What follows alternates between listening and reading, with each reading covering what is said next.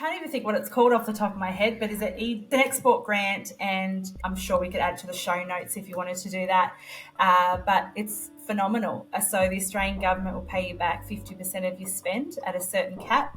So I applied for that through the grant writer, which is phenomenal. I think they've got pretty much a guarantee that you'll get something back. G'day, I'm Lockie and welcome to D2C Slingshot, a podcast where we interview brand founders and industry experts to help you out on your own journey, and I hope you enjoyed this episode. Hey guys, welcome back to the D2C Slingshot podcast. Today I'm joined with Ashya, the owner of Bums Swimwear. Just want to give yourself a quick introduction.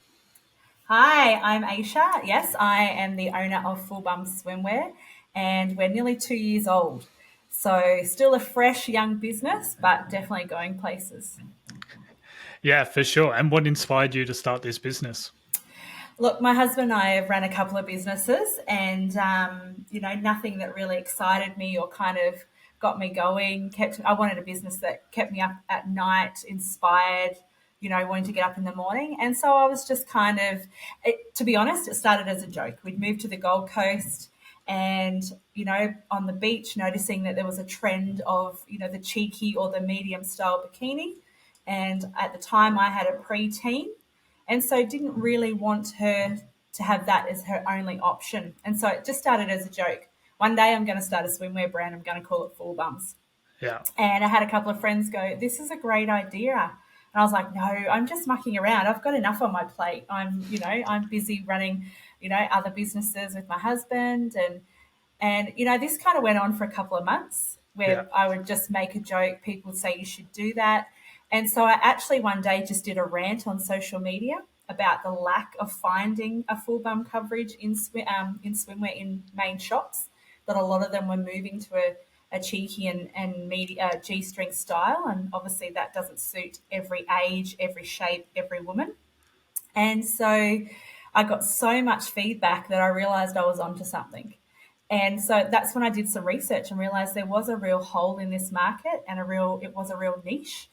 And so I thought, let's do it. Let's give it a go. So we took some money out of our other business to fund it. And within 24 hours of launching, I knew I was onto something.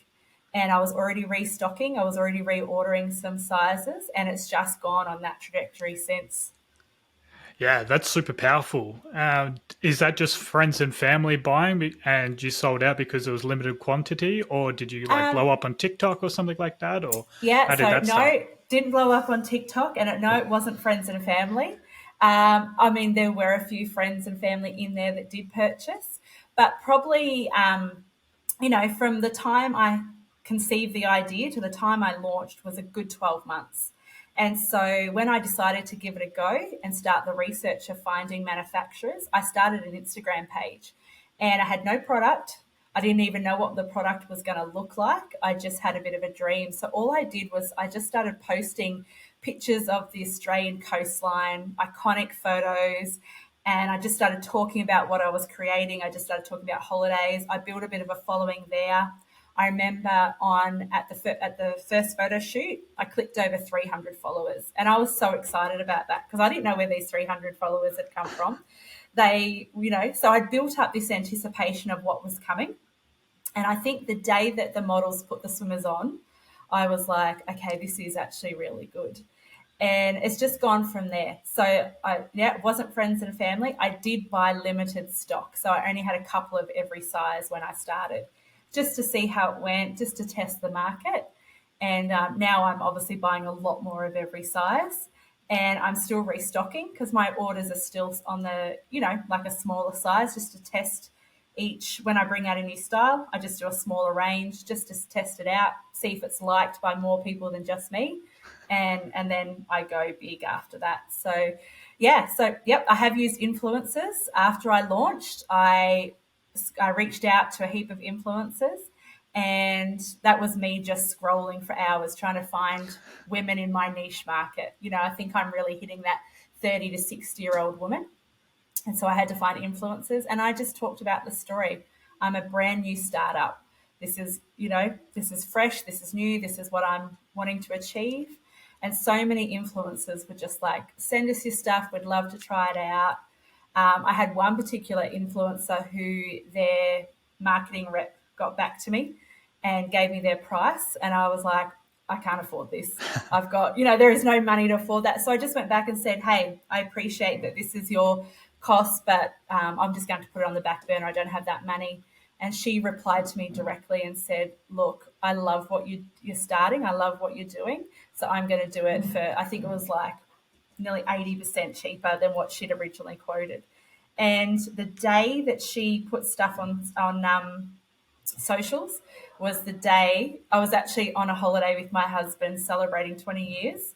And all of a sudden, that Shopify, the old fashioned ding, it started going crazy. And I was like, what is going on? I didn't realize she'd uploaded. And that was a key moment in the launch. So I started in September 21. She did it in October. And honestly, she was the lynch. That was the thing, the needle that got me moving. And I've just built relationship with her since. She had a baby. I sent her flowers. I think so many times with influencers, we just treat it very transactional and not relationship. And I think sometimes if we start with a micro influencer, one day they might be a huge influencer. And if we've built relationship with them, we'll still be with them on that journey.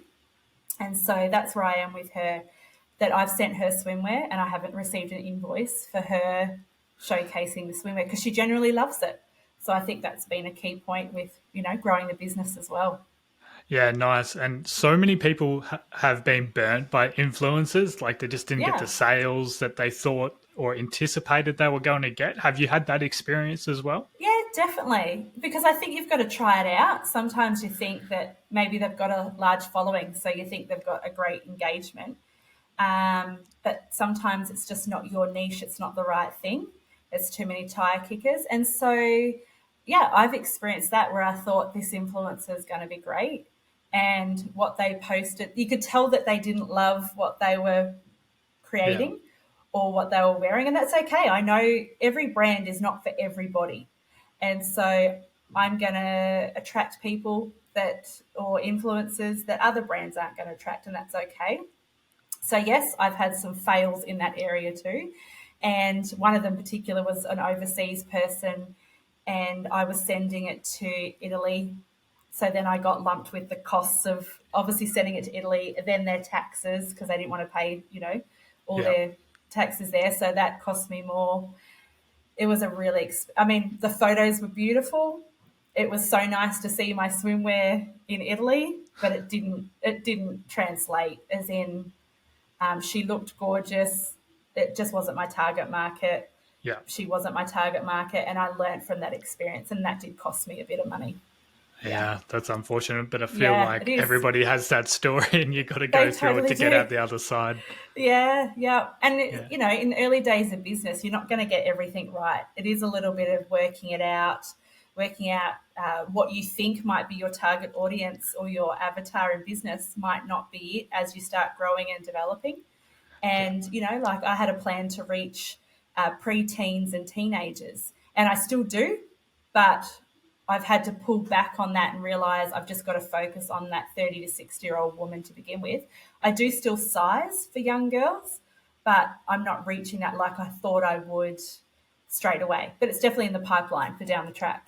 Yeah, you stole my next question that I had. So obviously you built the swimwear or the first models based off your daughter, but then was all your marketing surrounding that buyer persona in the start, or did you also know that sort of that 30 plus market would be attracted to it as well? Yeah, look, I didn't start advertising it for a preteen because I don't have money. I did advertise it to a mum, like me, who I am. And so, my target market was definitely the mum who is not particularly in front of the mirror in her bikinis taking a selfie photo.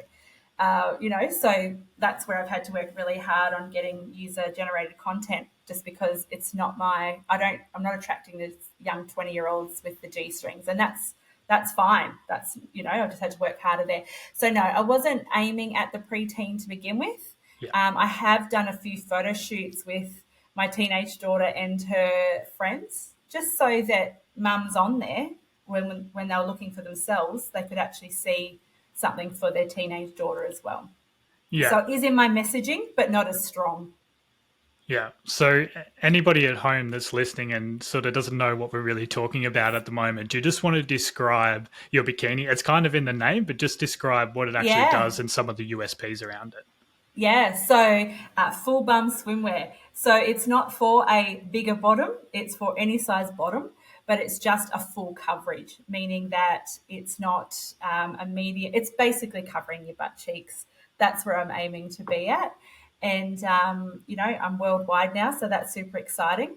And I think there was a real hole in that market of women not being able to find the swimwear that covered their bottom in the market. And I haven't been, part of our brand is we are not anti a G string or a cheeky. We're just a great alternative for women that are wanting that more coverage. Yeah, for sure. Great explanation. And what about some of the USPs that you're using within your marketing? Like, do you have any special material, or is it just like the full bum coverage that everybody is attracting to? Yeah, it's definitely the full bum coverage. A lot of my messaging is about body confidence as well. I get so much feedback from women. I get handwritten notes, which is pretty amazing. But I get handwritten notes from women and emails just thanking me for creating swimwear that, for women who never thought they'd wear a bikini again. I even received an email from a husband who said that they've just got home from their family holiday and it was the best holiday they'd ever had. His wife was out there swimming in the ocean, playing with the kids, and typically she'd hide back in the tent.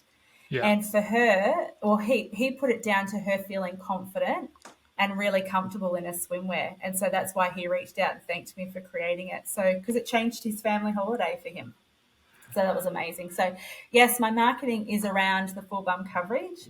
It's also about around, having that confidence that just because this is the trend, you don't have to wear the trend. We're creating an option that you can still look great. Yeah, for sure. And obviously, you're helping so many women with their confidence and self belief and that sort of thing. Did you have that self belief when you started your business because of your previous experience, or was it still a scary step jumping into e commerce? I don't think it doesn't matter how confident you are, there's still a scary element to it. And by nature, my personality is a jump in and sort it out afterwards. Yeah. I'm not a work it all out and then jump in. So I jumped in. So we've run businesses, but we had bought established businesses and then grown them. This was our first startup. So that's a completely different kettle of fish from an established business that we just made better. So I had a lot to learn, and I was learning everything from manufacturing, getting it across here, to customer service, which obviously we'd used in our other businesses, but branding, Shopify, influencers, like I am the one stop shop for everything for my business, which is exciting because as of next week, I won't be the only person in my business. I've just employed a team. So that's really exciting. But yeah, I had to learn a lot and I'm still learning. I'm still YouTubing and I'm still Googling everything and I'm still part of, other business groups where I can bounce off ideas. And there's a saying, you don't know what you don't know. And so I've been on that journey of learning a lot of things I didn't know. Yeah, for sure. YouTube is so good. That's where I learned all Yes. my skills 4 years ago. And then I invested into higher courses, like paid courses and things like that. Have you Yeah. done similar? Yeah, I have. So, November last year, I realized that I was on a trajectory of incredible growth, and I was kind of winging it up until that point. So I'd done 12 months of winging it and just a bit of like intuition of what I felt was right. But then I was like, okay, if I'm going to take this beyond what it is now, then I need a bit of extra help. I need someone to come alongside me or a team. And I think when you work from home and you're in a home office by yourself, it's just good to have other people to talk to, even Yeah. if it's just in a Facebook group. So I think that's been hugely important. That's helped me really leverage and work out what to keep focusing on to keep moving the needle.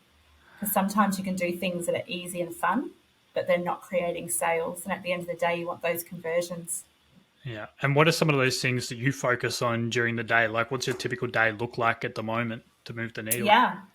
I mean, as of, the summer just gone was crazy because I was all things. I was marketing and then I was packing in the warehouse. And we just decided we could not do that again. I can't work on the business and in the business at the same time. So we've employed for that. So no longer will I have to pack orders or do customer service, which is incredible. So, general day to day is I spend a lot of time looking over my Facebook ads and things I'm doing there, making sure that what I'm paying for is actually giving me the results I want. Currently, email marketing is what I'm doing a big overhaul on. I've got Hmm. lots of flows set up, but I'm just they're all just your kind of basic. I'm just really going to build them out. Obviously, I'm seasonal at the moment. And so this is my quiet season. But as of next month, I'm going to hit the ground really running. So I wanted to build out my email flows so that anything I pick up or anyone that adds to the email list, I'm nurturing them ready for when all my stock arrives back in. Yeah. Were you using like just the standard templates that Shopify provide, or are you currently using Klaviyo and just expanding that out more, or what's Yeah. that So setup look, look like? yeah, I did use the Shopify one to begin with, and I just hated the lack of functionality that it really did have. It was very Yeah. basic. So moved across to Klaviyo, I think probably October, November last year. And that has been incredible. I think I'm sitting at about 30 to 40% of my sales do come from my email marketing, which is great, and wanting to keep that going.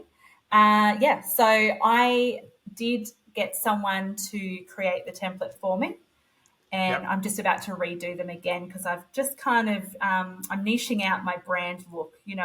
When you start, you kind of like whatever font looks good, Canva. Yeah. Oh, that looks good. You just do Yeah. it, and now I'm like, okay, I've got to create a bit of consistency here.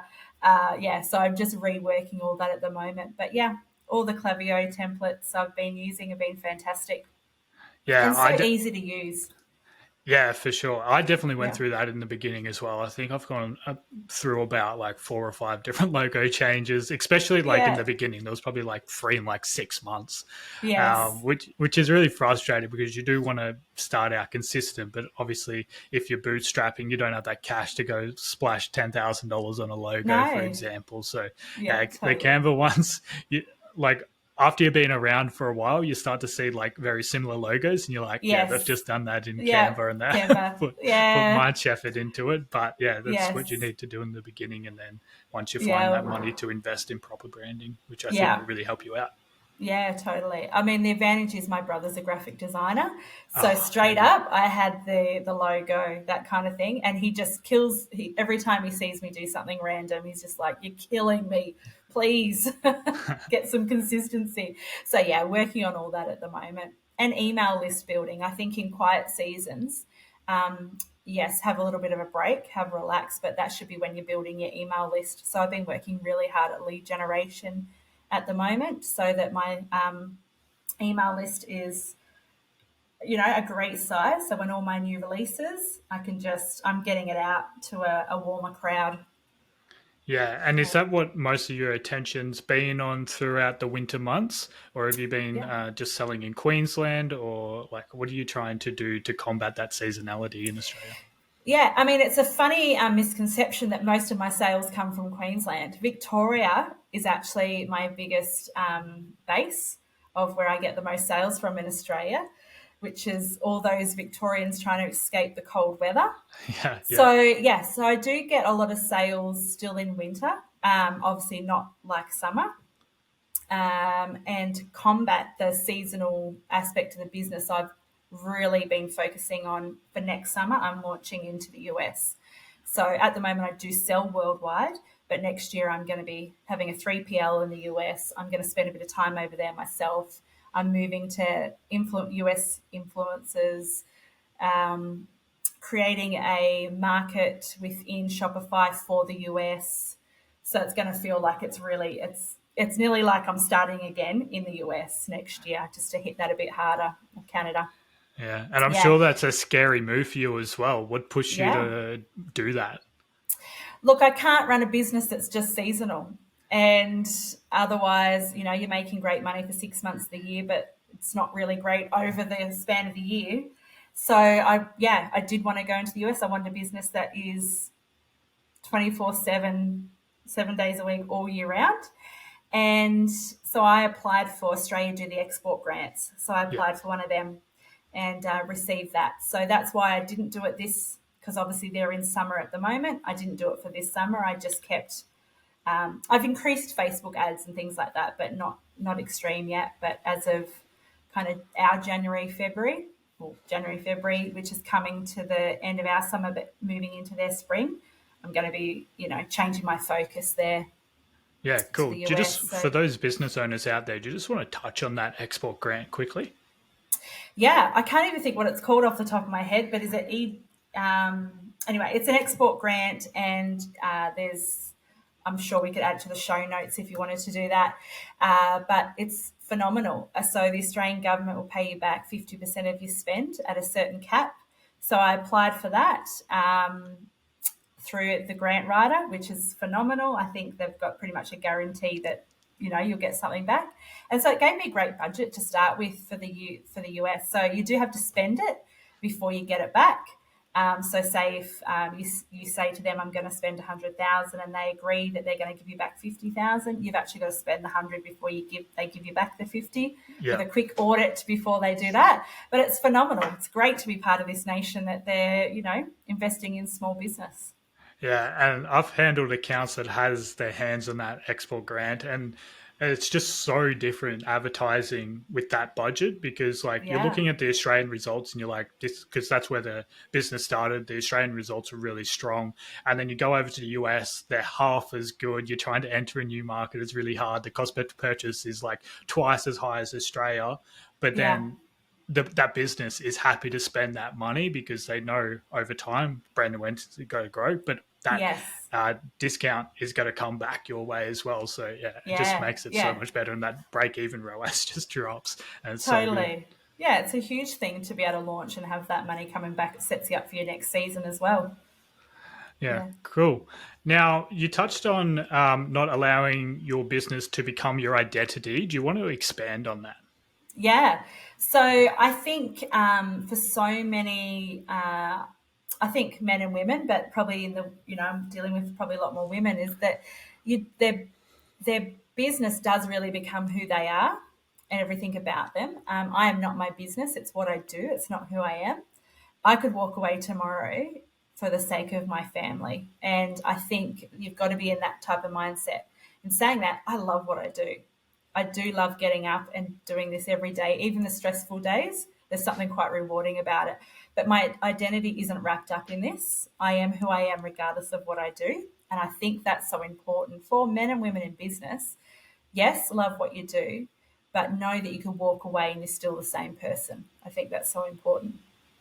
Yeah, that's a really good piece of advice. And do you see like a lot of women in business struggling with that concept? And Yeah, I do. I think that for whatever's, I think that their business becomes a scapegoat from their reality of life, whether it's an unhappy marriage or kids that are driving them crazy yeah, or whatever. And that, I was recently at a business retreat where one of the women, her business was her divorce plan. And that's why she was running this business, not dealing with the problem at home, but using it as her out. And I was like, okay, for me, I'm like, that's sad that you've got to the point where the issues haven't been dealt with at home because you're focused probably too much on a business. And I'm hustling. yeah. My husband and I talk about we 5 more years. We want to hustle really hard, and then whatever our businesses are at, then we'll keep them. We feel like that's the level we'll kind of keep them at. So I'm still hustling. I'm still working long hours, but it's not my priority. If that makes sense. Yeah, that makes perfect sense. And I think it's important to have sort of that end plan or just a goal in the distant future that you could be working towards. So Yeah. you might be in hustle season right now, but then it's got to eventually come to an end, or you got to just burn yourself out and absolutely hate your business and everything that you've built at the Yeah. end of the day. Yeah. So you might put in Totally. like I go through these seasons as well where I might work 8 to 12 hours per day for a month and a half straight without really taking a break. Like I won't go out for walks like during the day or anything like that, or I won't go to the coffee shop or anything. I'll just sit in this Yeah. room all day and hustle. And then there would just be a week where everything just compounds and then like I'm burnt for that Yes. week. It's like Yeah. your brain just turns to mush and you're like, yeah, this is probably where I Totally. need to rest and take a step Yeah. back for a little bit. Yeah, I think you've got to have the mentality work hard, play hard. And, like we plan great holidays that we can really enjoy what we're doing. And we do realize that the business allows us the flexibility or provides that for us. So, we do work hard. We work long hours, but at the same time, we have a lot of fun. And I think, like you said, you've got to have an out plan. We've said 5 years, and they say a lot of business people say you've got to have a 5-year plan to sell, or you've set it up to sell. You've set up the systems, you've made it sellable so that in 5 years' time you can pull back and allow a team to come in there if you decide not to sell and carry a bit more. I don't want to wait till I'm 60 to retire. We plan on doing that a decade earlier than that, and living a little bit more dual lifestyle of semi-retirement by then. That's our plan. Yeah, awesome. It sounds like a good plan as well. Yes. Hopefully it just your business just moons and you can do that before 50 as Yeah, well. that'll be nice. Yeah, cool. Do you just want to touch a little bit on what you're doing marketing wise? So you touched on you're doing Facebook ads at the moment. Are you doing anything else advertising wise? So no, Meta platforms is kind of where I'm at the moment. I think I didn't want to spread myself too thin and just have so many different platforms that I'm not doing them all well. So I know that my audience is on Instagram and Facebook, and that's where they are. I did trial TikTok for a while. That's probably another marketing disaster where I spent a lot of money. I had a US PR company reach out and sell me this amazing, like, you got to get on TikTok, and I was like, oh, I don't know. Anyway, so I spent a lot of money. I should have probably done it differently. I will eventually hit TikTok again, but at the moment it is Instagram. That's where my audience is. That's where my customers are. And so that's working really well. I'm starting to dabble in Pinterest a little bit as well, because I think that's also where my age or the people that are buying, they are there. So just doing a little bit there. But that is my focus at the moment, is really upping the marketing. So I'm bringing someone else in to help me work on that, to help, just have another set of eyes on the creative of that as well. Sometimes you could do too much that you don't have the headspace to think creatively, and that's where I'm at the moment. So I'm like, I need to bring in some fresh eyes to help me with creative content and outsourcing that a little bit more. So that's my plan there. And again, working with influencers. Another thing that I've really leveraged last year was brand ambassadors, and I put it out on my socials looking for brand ambassadors. And I had 15 of them last year, and that was phenomenal. Like I said before, my target market is that 30 to 60-year-old woman. They're not taking UGC themselves. It's just the type of woman I'm attracting is not having a bikini photo done. And, so I had to work really hard and be really creative on how I got UGC. And so it didn't cost me a lot to give someone a free pair of swimmers. And I didn't necessarily look at how many followers they had. I did. There was a few that had a good number of followers, but I wanted the UGC. I wanted to get that moving in my business. So I had some that only had a couple of hundred followers, some that had a couple of thousand, some that had, a couple of tens of thousands of followers, and gifted them my product. And brand ambassadors have been amazing. I've got already spoken to 3 from last year I'm bringing back. And towards the end of this month, I'll be putting it out for people to apply to be a brand ambassador for the next season. Yeah. And what are you using that content for? Just for your Facebook ads, your socials? Are you using that within your email marketing, pretty much plastering the it whole everywhere? lot. Yes, yeah. So last year I focused a lot on just getting photos. This year I'm going to move and aim, because I'm creating my own amazing photos. I don't necessarily need them as much. So I'm going to be focusing on getting reels from them. That's where obviously Instagram is moving or has moved. And I am personally not wanting to be a part of the reels myself. I'm Mhm. happy to be the face of the business. I just don't want to be the body of the business. Yeah. So, so I'm going to focus on getting them to do reels for me this season. Exciting. Putting that Well, out. yeah, I'm excited to see what comes of that. Obviously, we're running a bit short on time today, but do you want to leave the listeners with any hot takes or just any last thoughts before we wrap up today? Yeah, I think sometimes you've got to trust your own instinct. People will tell you what they think you should do, but you know your own business better than anyone else. And you know your customer better than you should. You should know your business better than anyone else. You should know your customer better than anyone else. And if not, I would spend time getting to know them. But sometimes you just got to jump in and sort out the details afterwards. Too many people spend too much time thinking about a good idea and never do it. Start, and then it'll all come together in the end. So I think that's my best bit of advice. Just jump in. Yeah, I'm definitely more of an action over perfection guy as well. So yes, yeah, totally. Yeah, yeah, and I think never get anything perfect. It's worked well for me so far. So why change the method? Yeah, for sure. Well, thanks for coming on today. I'm sure the listeners would have absolutely loved this episode. And yeah. Thanks for having me. Well, there you have it. Unfortunately, this is the end of the episode, but if you're looking for more, be sure to find more episodes on the platform you're viewing on, or head over to Instagram to find tons of valuable clips.